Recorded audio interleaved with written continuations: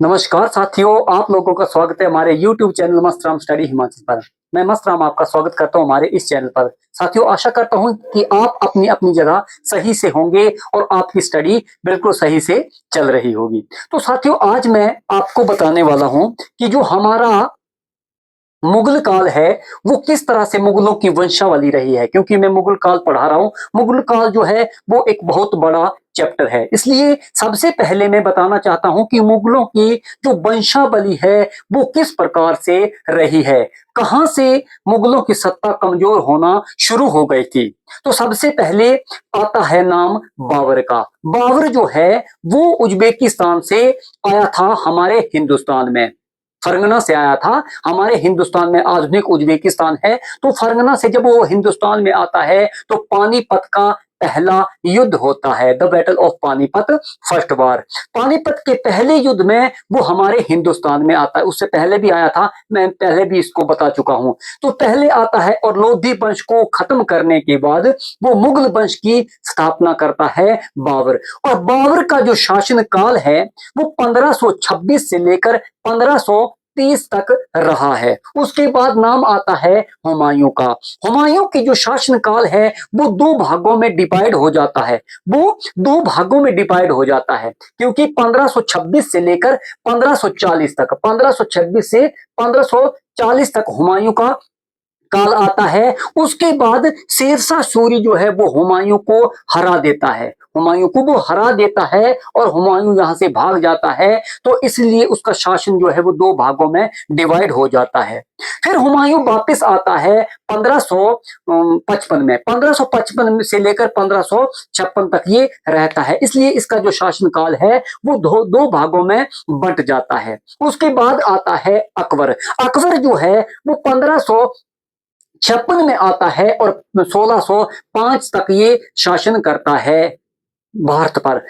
1605 तक ये शासन करता है। उसके बाद आता है जहांगीर। जहांगीर का जो शासन काल है वो 1606 से लेकर 1605 से लेकर 1605 से लेकर 1627 तक रहता है।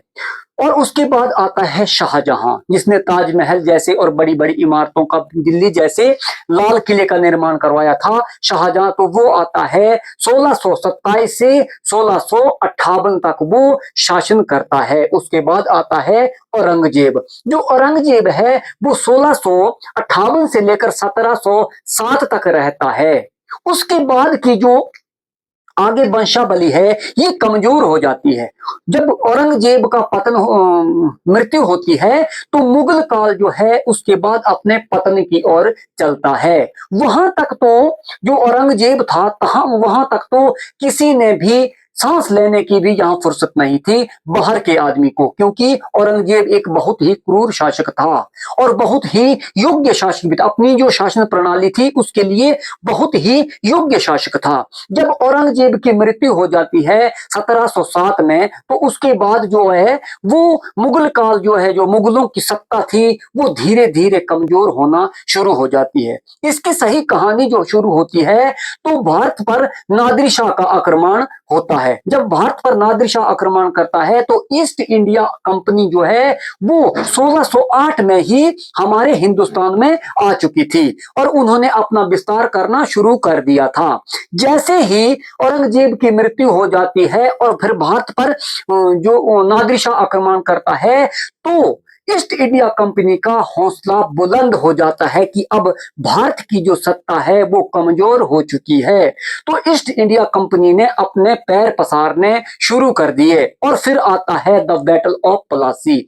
प्लासी का युद्ध होता है सिराजुद्दौला के साथ ईस्ट इंडिया कंपनी का। उसके बाद जो है वो ईस्ट इंडिया कंपनी जो है मजबूत हो जाती है हिंदुस्तान में। धीरे धीरे उस ईस्ट इंडिया कंपनी ने राजाओं को अपने साथ मिलाना शुरू कर दिया। फिर उसके बाद जो मुगलों का काल है वो कमजोर होने लगा। लेकिन मुगल तो आए, कुल हमारे भारत में 1858 तक जो है 16 शासक रहे हैं। 6 शासकों के बारे में तो लगभग हर किताब में बताते हैं, हर जगह बताते हैं, लेकिन उसके बाद की जो मुगलों की वंशावली है वो आज मैं आपको बाई डिटेल बताऊंगा आपको। उसके बाद आता है बहादुर शाह प्रथम। बहादुर शाह प्रथम जो है वो 1707 से लेकर 1712 तक शासन करता है। उसके बाद आता है जहांदार शाह। जहांदार शाह केवल 1 साल के लिए ही शासन करता है। 1712 से लेकर 1713 तक ये शासन करता है जहांदार शाह। उसके बाद आता है फारूक सियर। फारूक सियर जो है वो 1713 से लेकर 1719 तक जो है वो शासन करता है। उसके बाद आता है मोहम्मद शाह।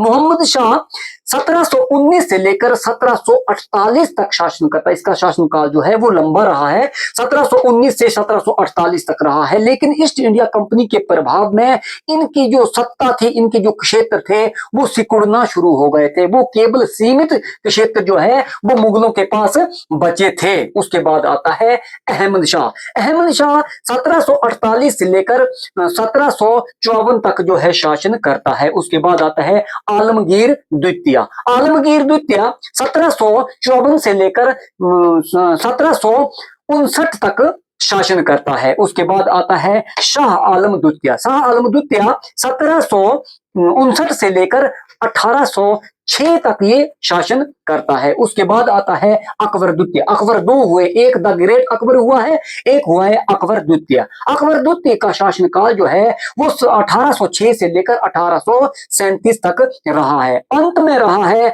बहादुर शाह।